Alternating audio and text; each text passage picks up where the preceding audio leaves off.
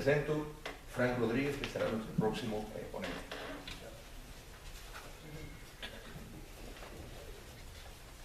¿Quién me iba a decir a mí que en los años 50, cuando yo lanzaba una rosa blanca en el rincón martiano de mi escuela, que en el año 2018 yo iba a tener una frente martiana y estaría en presencia de exilados políticos congregados para recordar otro natalicio de José Martí?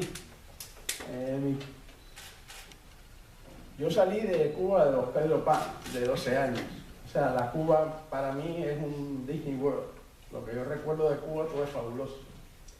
Y en el avión, llorando, trataba de recordarme de... Nunca se te olvide cultiva una rosa blanca en junio como en enero para el amigo sincero que te da tu mano franca y para el bien que te arranca el corazón con que vivo. Carlos de oruga cultivo. Yo decía, cultivo una oruga. Yo pensaba que era una oruga. Cultivo la rosa blanca. Nunca se te olvide eso, decía yo. Y aquí me tiene. Mi ponencia se llama ¿Pudo José Martí simpatizar con el comunismo? ¿Por qué especular sobre si José Martí simpatizaría con el comunismo o con el socialismo?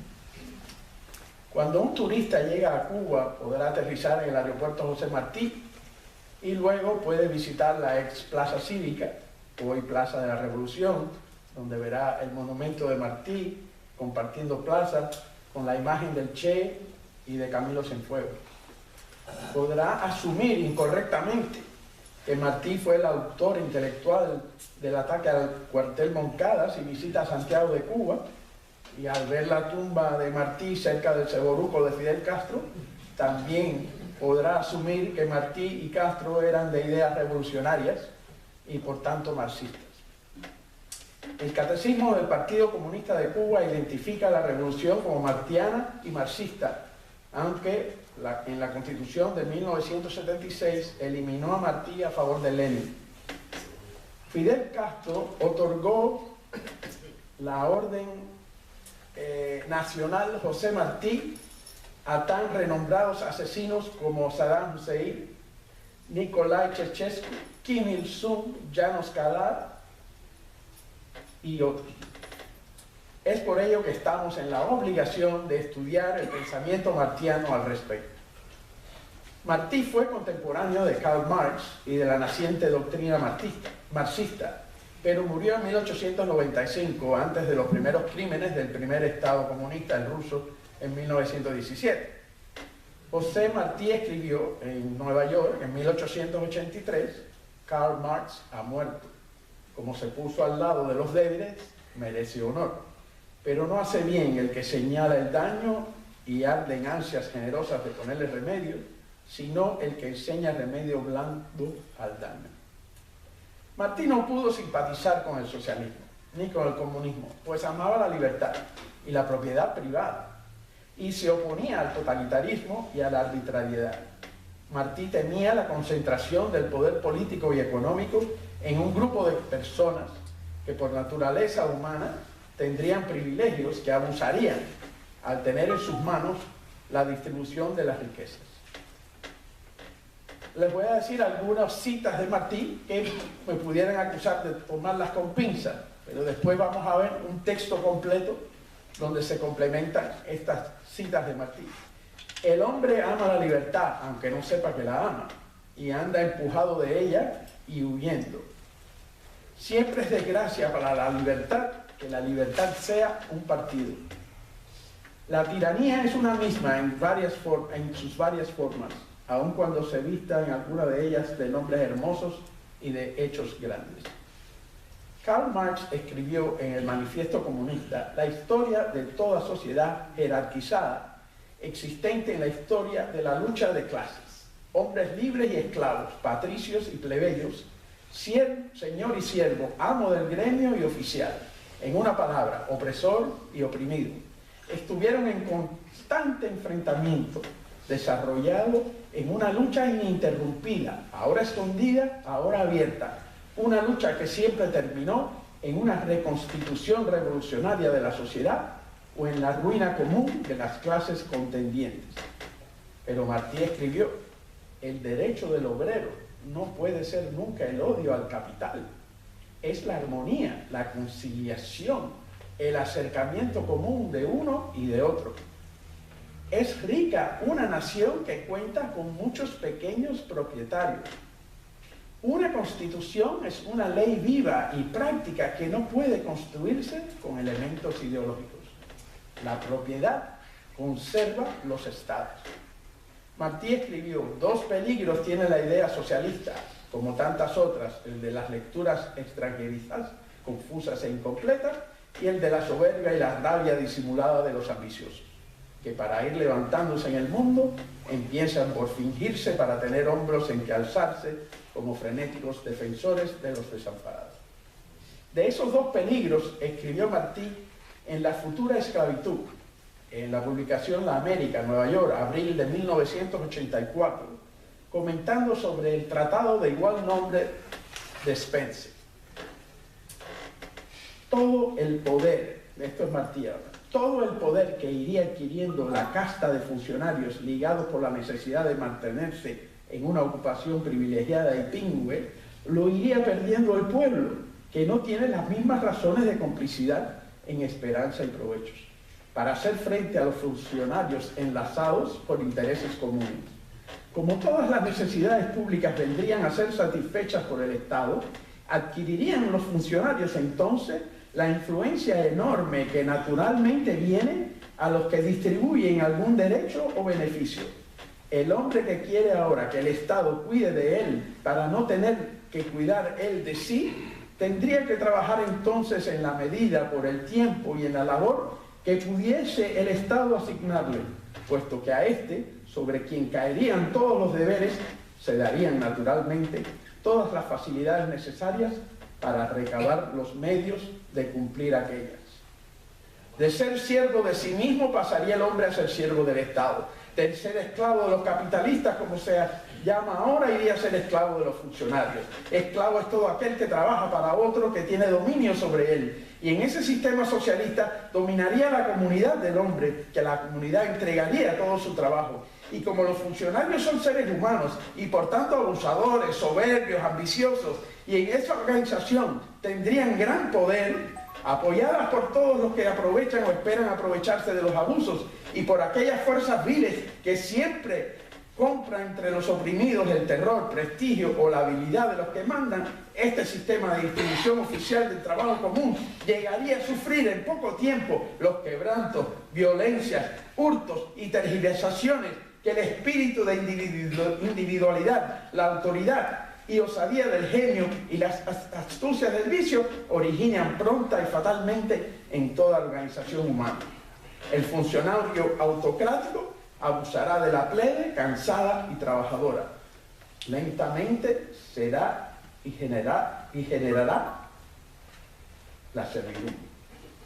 Martí escribió que el pragmatismo laboral americano era superior a las ideas europeas de la época. La conquista del porvenir ha de hacerse con manos blancas. Más cauto fuera el trabajador de los Estados Unidos si no le vertieran en el oído sus heces de odio los más apenados y coléricos de Europa. Alemanes, franceses y rusos guían estas jornadas. El americano tiende a resolver en sus reuniones el caso concreto y los de Allende a subirlo al abstracto. En los de acá, el buen sentido y el haber nacido en cuna libre dificulta el paso a la cólera. En los de allá, la excita y la mueve a estallar porque la sofoca y la concentra en la esclavitud prolongada. Martí rechazó las premisas que sustentan la teoría de Marx. Martí creía en la concordia de las clases sociales, no en la de clases. La economía y las relaciones de producción eran para Marx el factor determinante en la vida del hombre. Esto era absurdo para Martí. En los escritos de Martí la palabra economía solo se encuentra 14 veces, mientras que libertad aparece 346 veces, como decía Cuadro.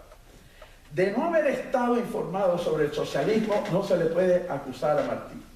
Había en 1886 34 publicaciones socialistas, 5 diarios en Estados Unidos. Martí era un lector prolífico.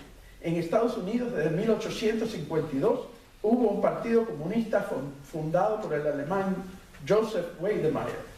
Lo que más le chocaba a Martí de los esquemas socialistas se sintetiza en 4 puntos. 1. La demagogia enmascarada de su liderazgo, utilizando diatribas hipócritas para engatusar a los pobres y alcanzar el poder político. 2. El precio social y cultural de subordinar al individuo a un colectivo. 3. La fomentación de un Estado cíclope, burocrático e invasor. Y 4. El atropello a la libertad para implantar esas ideas confusas. La crítica de aspectos de la sociedad americana en una época no significa necesariamente que sentía desdén por ella. Al llamar a los Estados Unidos sociedad más libre y grande en la tierra, descalifica a Martí de antiamericano, a pesar de su famosa frase «viví en el monstruo y le conozco las entrañas». Martí vivió la mitad de su vida en Estados Unidos, trabajó de traductor y organizó el Partido Revolucionario Cubano. Martí entendía que la democracia en Estados Unidos era un fenómeno imperfecto pero perfectible. El crecimiento económico impresionante que el capitalismo y la revolución industrial evidenció en el siglo XIX en Estados Unidos trajo, como era lógico, problemas de adaptación social, dado la magnitud del proceso. Martí observó eso y sugirió avenidas para un mejoramiento sistémico, pero nunca abogó, ni siquiera implícitamente, por su desmantelamiento y sustitución con el delirio socialista. Esto es aún más escandaloso cuando los que hacen esas aseveraciones falsas de intentar conectar a Martí con el marxismo ocultan aserciones que plasman la admiración de Martí por Estados Unidos.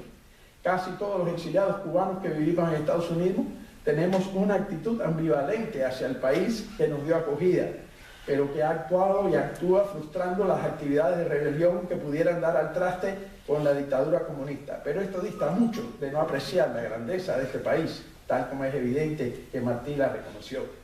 Es pues la responsabilidad de todo cubano que pueda contrarrestar la propaganda comunista, que lo haga, para que no prosiga el engaño de los dictadores de Cuba, que se aprovechan de los recursos del Estado para promover la mentira y confundir patriotismo con comunismo y Marx con Martí.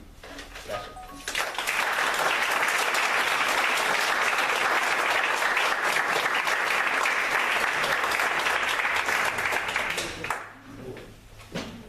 Bueno, antes de abrir las preguntas, notaron que los tres hicieron referencia a esas palabras que el maestro tuvo cuando murió Karl Marx.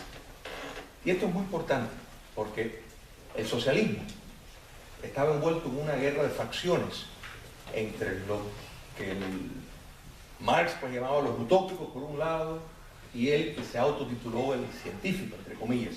Entonces esta lucha al final vio el marxismo, de nuevo, el invento de Engels, porque Engels fue el que inventó el marxismo, pues fue el triunfador de esa lucha de facciones del socialismo. Martí reconoció eso y la importancia de cuando él hace referencia a la muerte de Marx es una condena no solo a un individuo, sino al sistema que sobrevivió en esa guerra de facciones.